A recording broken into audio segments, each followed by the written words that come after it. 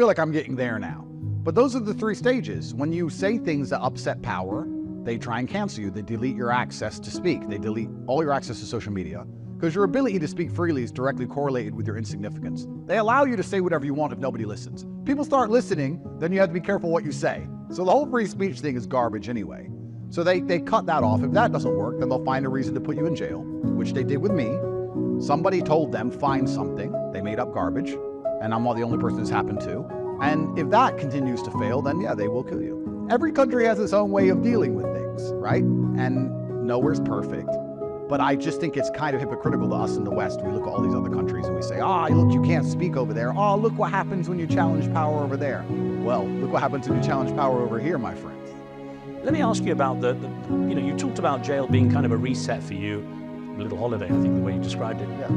What is your fear, though, of actually having a long-term in prison? I mean, do you fear of dying in jail? I don't operate in the realm of fear. I genuinely don't operate in the realm of fear. I have absolutely no fear of going to jail in Romania or England. I have no fear at all.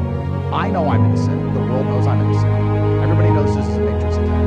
The idea that, and I can prove it's a matrix attack. I can prove it because would ancient charges from 13 years ago be trumped up and tried to press against me if I wasn't famous, if I was a normal person? Well, of course not. It's because I'm famous and they're trying to damage my influence, they're trying to damage my reach. Girls who are these people are, if they exist at all of this is happening purely because of my fame. If my fame was enhanced in the establishment while I was working for the MSN, like these other people working for the BBC and sexual predators, well then it wouldn't be on the news. We're only doing it against me because I'm against the establishment. The whole thing's a matrix attack. It's all made up. And when you ask me on my deathbed, whether it's in jail or it's out here in freedom, are you glad you didn't sell your soul and fought against power for what you knew was right, even though they put you in jail? My answer is going to be yes, of course. I care about a big house and a bunch of cars. That can be taken from me anyway. But I care about looking in the mirror and knowing I am the man I said I was.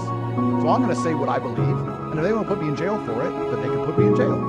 It's very interesting, this whole legal system, the whole legal process. It is very interesting because, like I said, you stand before a judge and you said, my mother's had a heart attack.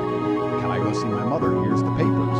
She's had a heart attack. She might die. I haven't been able to leave this country for a year and a half. Can I go see my mother? And the judge will look at you and go, no. And it is what it is. I mean, I don't know what to say beyond that. It's a very interesting scenario to be in. And this is where we go down to what's law, what's real. Because there's a lot of judges who have said, yes, that's perfectly legal. There's a bunch of judges who say it's no, it's not legal. You have one lawyer who says, this is illegal, they can't do this. Another lawyer says they're not supposed to do it, they do it all the time, they get away with it. All of it is just words. And when you look at it, it's not just the legal system. You start to understand this entire world. It's just people walking into rooms and saying things. Government are just people walking in a room and saying stuff. The education system is just people walking in a room and saying things. The legal system, the medical system, just a bunch of people chit-chatting. So how it all plays out, I don't know. I think it's very clear that this world is not a reception. It's very clear that our power structures were designed to enslave the minds of people to allow their bodies to be enslaved. I think it's very clear that these people we have population trying to standard conditions declining, crime is off the charts. They just try very hard to bring that to and power people have always wanted to explain. And when I fight against resistance, I want you to understand. I don't take it personally. Even though they put me in jail, I don't take it personally. I have 110 people who work for me. If one of them was particularly troublesome and disagreed with everything I said and didn't listen to me, I'd fire him. So if you run a country and you come along with your lies and your narratives because you want to profit or you believe it benefits you geopolitically, and you want to sit there and lie to the population, and the population believes it, and then there's this one guy, this top G guy, who's saying, no, this is a lie, and everyone's starting to pay attention to him, well, you're going to do something about it. Anyone who doesn't understand that's how the world works must live in some fairy tale land. That's how the world works, and I've upset very powerful people by telling the truth about very important things. Money pollutes. Money pollutes, power pollutes. And you say, interesting you say that. I think the matrix is cracking in real time because people are being awakened to how much all of these systems based on fairness are simply a lie. They're simply a curtain, a distraction, a theater play to keep everybody believing in them. But you say that people can't collude globally around the world to exert power and control. I think there's a very interesting situation happening right now, which is an active genocide, where you can see certain countries can get away with whatever they want, and other countries can't. And if that isn't proof of all the big money working together, well, then I don't know what more there is to say. Social media is social media, and there's a whole lot of crazy things that happen from it, but also there's a lot of good that happens from social media. I don't think people would understand a lot of the realities in the world today without social media. The veil has been lifted on a whole bunch of narratives that we've been forced to support for a very long time because of social media, which is why now governments in the West are panicking and passing laws trying to censor and stop social media. Free countries, democracy, free speech. Oh, no, not when you say what we don't like. So now they're coming along and trying to stop it all. And I have to say that Rumble, which is the platform I'm on, and also X, owned by Elon Musk, both of these platforms have been monumentally important for the freedom of humanity, because I think we're entering an oncoming decade or an oncoming generation of slavery. That it's extremely coincidental when he started to talk the truth about the vaccine and how pharmaceutical companies operate, that he then got hit with these charges. It's very interesting. I mean, anyone at home who believes these charges when they come out against somebody, let me explain how simple it is. You can attack a pharmaceutical company and say that they're killing people with a vaccine, for example. The pharmaceutical company pays a lot of money in advertising revenue towards X media outlet. So they tell that media outlet, we're paying you, you better use smear piece on this guy.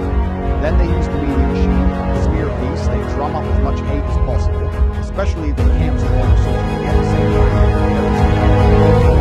Then journalists start going around everything you don't know, or they inspire the police to try to get into the They call 2,000 people who used to know, they try to find a crime. Especially when crimes are so subjective, especially in the West, right? Emotion, coercion. So when police call 2,000 girls, 2,000 men who used to know for a decade, and say, did he ever emotionally coerce you? They'll say, what does that mean? The police will say, well, we just need to do something effective. Like, well, he asked me nice and nothing. Before you know it, well, you can't judicial court. And they're telling you 20-year-olds who are coercion. Oh, it's a scam. It's a scam. And anybody who will see how any of these charges always appear in powerful entities in the system. When you say that, the tiger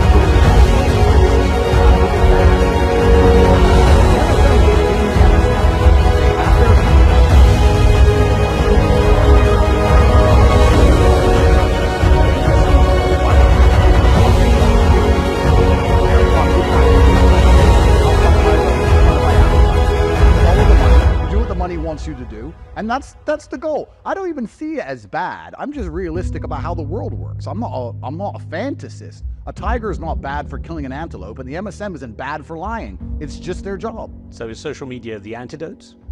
It can be, and it looks like it's doing a pretty good job so far. It's certainly, like I said, lifting some very important veils, but how this ends, I'm not sure, because as the matrix cracks, as governments and as these huge, powerful banking institutions and all these people who control the money lose their ability to blanket control narratives, there's going to be a lashing out. And I feel like we're getting there now with certain legislation being passed. I think Scotland passed one 2 days ago. A lashing out is going to come against people who speak the truth, and a lashing out, I'm a victim of it myself. So it's kind of interesting. We've cornered the tiger of lies, and when you corner a tiger, they get extremely vicious, and we're going to see what happens next. Well, I don't even see myself as divisive, and I think 99% of the world doesn't see me as divisive.